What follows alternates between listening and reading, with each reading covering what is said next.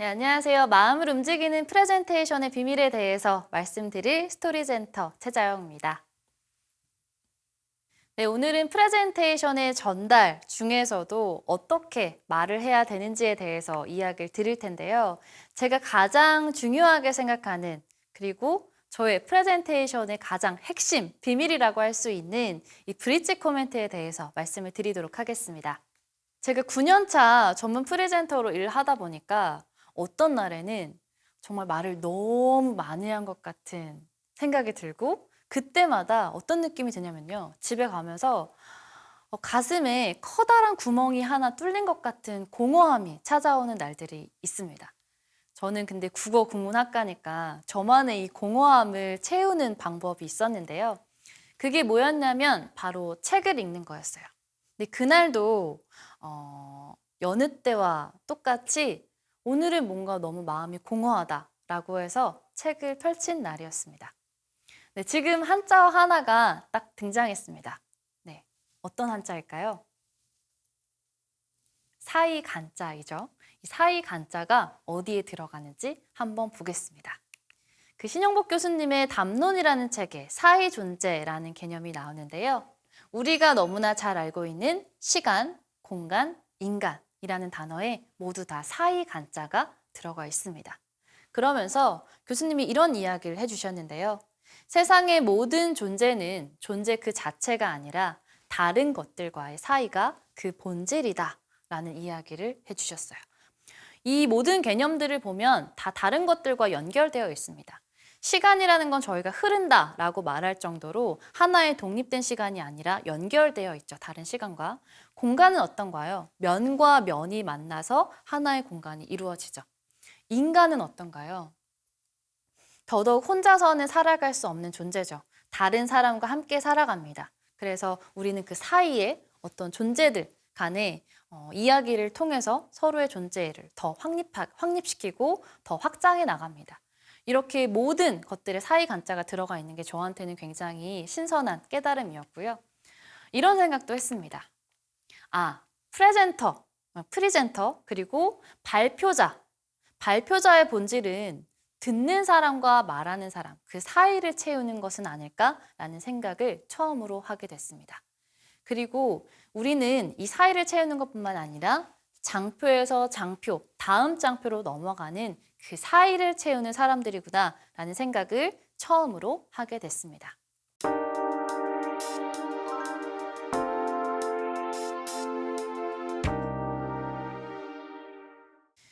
저는 발표자가 이 발표를 정말 잘하고 청중을 이끌어가기 위해서는 전체 플로우 내용을 다 알고 있어야 한다고 생각을 하는데요. 그러기 위해서는 내가 보는 사람이 전체 자료를 패턴화하고 나만의 리듬감을 가지는 게 중요합니다. 지금 보시는 것처럼 각각의 장표, 모든 하나하나의 장표를 다 이렇게 강으로 보면 사람들은 어떨까요? 하나도 강조가 되지 않고 아마 지루하게 느껴질 거예요. 강약, 중간약 이렇게 여러분들이 장표를 구성할 때에도 어떤 장표는 우리가 강조해야 되는 장표야. 너무너무 중요해. 그래서 이 장표에는 막 동영상도 쓰고 컬러도 조금 화려하게 쓰고 이미지도 심혈을 기울여서 우리가 이미지도 만들고 라고 하겠지만 어떤 자료는 힘을 좀 빼고 조금 스무스하게 넘어갈 수 있게 만드는 장표들을 여러분들이 이 안에서 만드셔야 됩니다. 그리고 발표자는 그 흐름과 그 리듬감을 다 알고 있어야 되고요. 그래서 저는 항상 이야기를 하는 게 전체 내용을 덩어리로 이해하라 라고 말씀을 드려요. 그래서 여기서부터 여기는 오프닝이야. 여기서부터 여기는 뭐 현상 분석이야. 여기서 여기는 어떤 내용이야 라는 것들이 여러분들이 내용이 전환되는 곳이 어디인지를 스스로 알고 있어야 청중을 이끌고 이야기를 하실 수가 있습니다. 저는 이걸 스토리 매핑이라고 하는데요. 여러분만의 어떤 이야기 구조를 머릿속에 그려놓는 겁니다. 그래서 우리가 청중한테 어떤 프레젠테이션이나 이야기를 할 때에는 내 머릿속에 있는 이 맵을 그대로 전한다라고 생각하시면 좋을 것 같고요. 저는 뭐 강의안을 만들 때나 프레젠테이션 할 때에도 이런 구조화를 그려보는 것 같아요. 그래서 크게 제목이나 시작은 어떻게 되는지, 안에 내용 구성은 어떻게 되는지 여러분만의 스토리 매핑을 그려보시면 좋겠어요. 이게 정답은 없어요. 여러분이 머릿속에서 구조화만 되면 됩니다. 그래서 명확하게 구조화가 됐을 때 그 자료는 잘 만들어진 자료다라고 생각하시면 될 것 같고요. 이 장표, 제가 앞장표에서 뒷장표를 방금 넘겼죠. 보는 사람, 청중들은 이 커다란 하나의 장표를 보고 있기 때문에 뚝뚝 떨어질 수밖에 없어요. 어떤 이야기가 살짝 들뜨기 마련인데요. 발표자는 앞장표에서 뒷장표로 넘어가는 그 사이에 멘트를 해주셔야 됩니다. 그게 바로 브릿지 코멘트이고요. 앞장표와 뒷장표의 다리를 만들어주는 거죠. 연결하는 연결어를 여러분들이 만들어주시는 겁니다. 이 브릿지 코멘트를 어떤 내용으로 넣어야 할지도 많이 고민이 되실 것 같은데요. 그 내용에 대해서 좀 소개를 드릴게요. 브릿지 코멘트는 크게 3가지 내용으로 구성이 될 수 있을 것 같아요. 가장 기본적인 내용이고요. 첫 번째는 전환의 멘트입니다. 여러분들이 전환의 멘트만 넣어줘도 자연스럽게 개연성 있게 넘어갈 수가 있어요.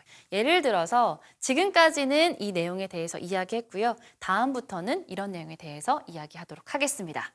굉장히 간단하죠. 하지만 이 전환의 멘트를 넣는 것과 넣지 않는 건 정말 다릅니다.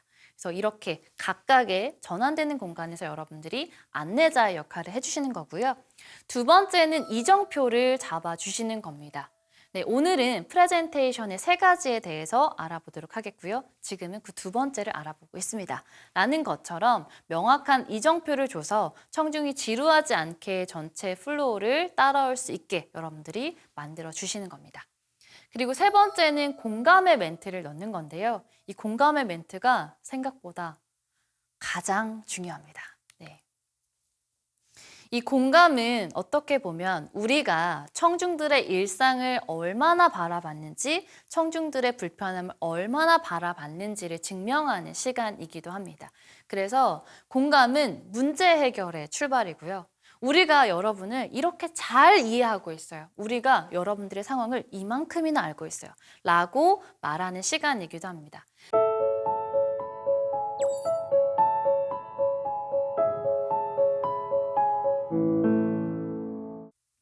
저한테 이런 질문도 정말 많이 하시는데요. 그런데요, 스크립트 써야 되나요? 말아야 하나요?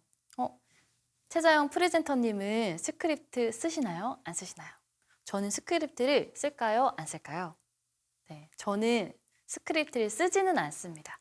그런데 쓰는 경우도 있어요. 예를 들어서 정말 중요한 프레젠테이션이다.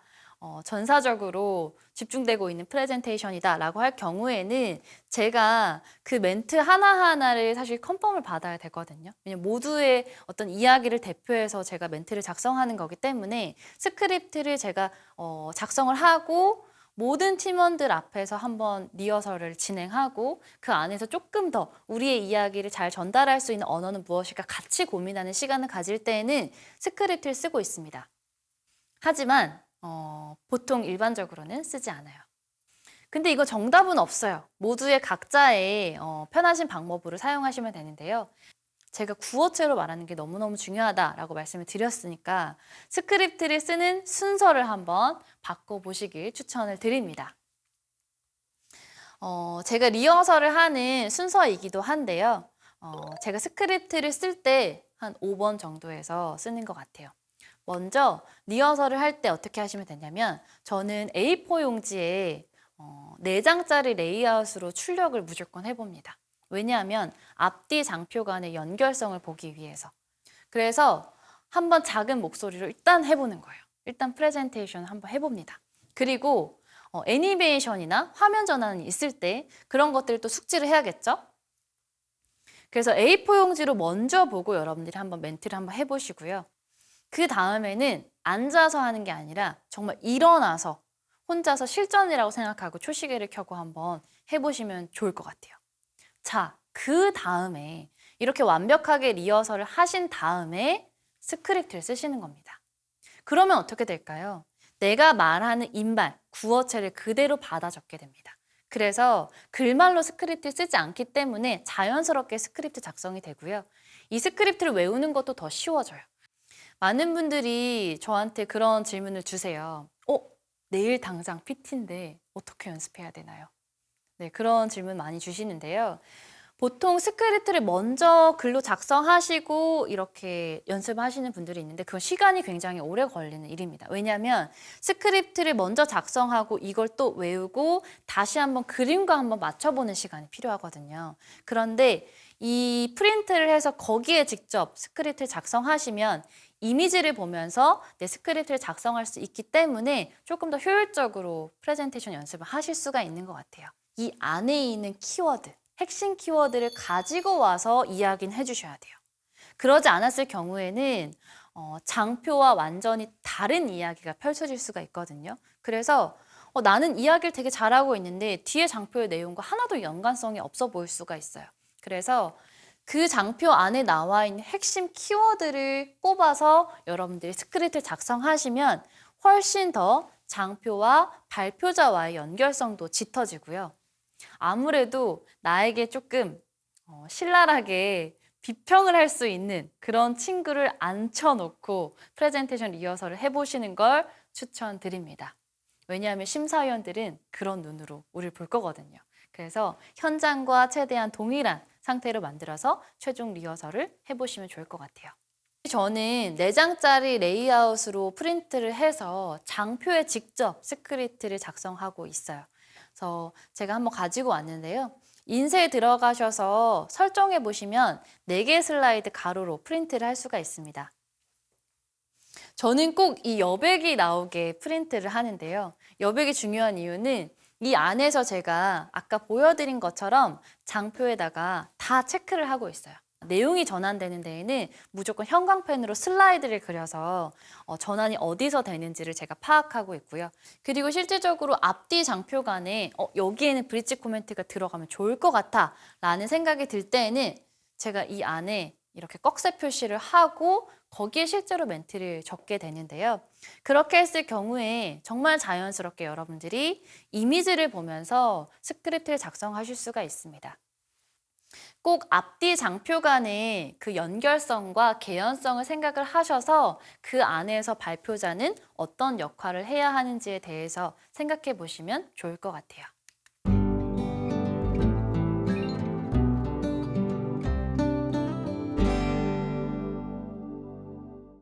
의상은 어떻게 입어야 될까요? 네, 이런 것도 많이 질문을 주시는데요. 의상 같은 경우에는 제가 항상 또 이 이야기를 합니다. 원포인트 메시지. 자, 기억나시죠? 네. 청중의 기억에 남을 단 하나의 메시지. 이걸 생각하시면서 의상도 체크하시면 좋습니다. 저희가 예를 들어 뭐 신뢰를 좀 보여주고 싶다라고 했을 때는 저는 신뢰감을 형성하는 이미지화하는 그런 컬러를 많이 입고요. 컬러로도 저희의 어떤 의미나 저희의 메시지를 표현할 수 있는 것 같아요. 그래서 프리젠터는 다양하게 내 자체가 내가 들어가는 것 자체, 나의 어떤 태도나 걸음걸이뿐만 아니라 내가 입은 의상도 하나의 메시지다라고 생각하시면 좋을 것 같습니다. 비즈니스 현장에서 호감을 주기 위해서 제일 중요한 건 뭘까요? 저는 단정함인 것 같아요. 깔끔하고 단정한지, 청결한지 이런 것들을 다시 한번 확인해 보시는 거고요. 그리고 우리 회사의 이미지와 잘 맞는지도 중요하고요. 내가 함께 들어가는 파트너들 있죠? 프레젠테이션을 같이 하는 발표자 이외의 역할을 하는 분들과 톤앤매너가 잘 맞는지도 사전에 체크해 보시면 좋을 것 같습니다. 상대방이 보기에 부담스럽지 않은지, 내가 처음 보는 사람인데 호감을 가질 수 있는 이미지인지 이런 것들이 실질적으로 비즈니스 현장에선 중요한 것 같습니다. 그리고 복장이 비즈니스 매너라고 생각을 하거든요.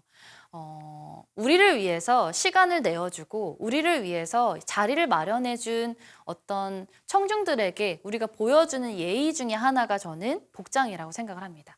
그래서 청중에게 우리의 감사한 마음을 보여줄 수 있는 제대로 된 복장을 갖추고 가시는 것도 굉장히 중요합니다. 네, 결국에는 사람과 사람이 함께하는 일이어서 곁에 두고 싶은 파트너로 느껴지는 게 중요하고요. 무대 위에 올라갈 때 나의 의상부터 나의 멘트들이 곁에 두고 싶은 파트너로서 정말 좋은 파트너가 될지 아닐지 여러분들이 스스로 판단하셔서 많은 것들을 결정하시길 바랍니다. 네, 오늘의 마지막 문장을 소개해 드리고 마무리를 하려고 하는데요. 제가 정말 좋아하는 문장 중에 또 하나입니다.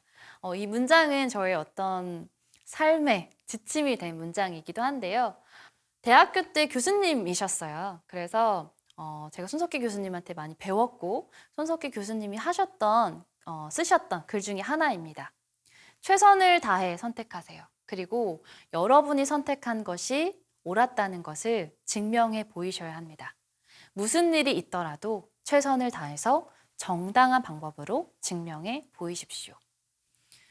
이게 단순하게 사회적인 의미를 담고 있는 건 아닌 것 같아요. 인생에 있어서 내가 만약에 어떤 직업을 선택한다고 했을 때 내가 왜 그 직업을 선택했는지 최선을 다해서 증명해 보이는 것. 타인에게 증명하는 것도 물론 중요하겠지만 저는 그것보다도 나 스스로에게 증명해내는 시간이 정말 중요했던 것 같습니다. 그래서 여러분들이 늘 그 프레젠테이션 현장 혹은 비즈니스 현장에서 많은 선택을 하실 텐데요. 그때 최선을 다해서 선택하고 이 선택이 옳았다는 걸 타인뿐만 아니라 나 스스로에게도 증명하면서 여러분들만의 정당한 방법으로 세상에 보여주시기를 진심으로 응원하면서 오늘의 강의를 마치도록 하겠습니다. 감사합니다.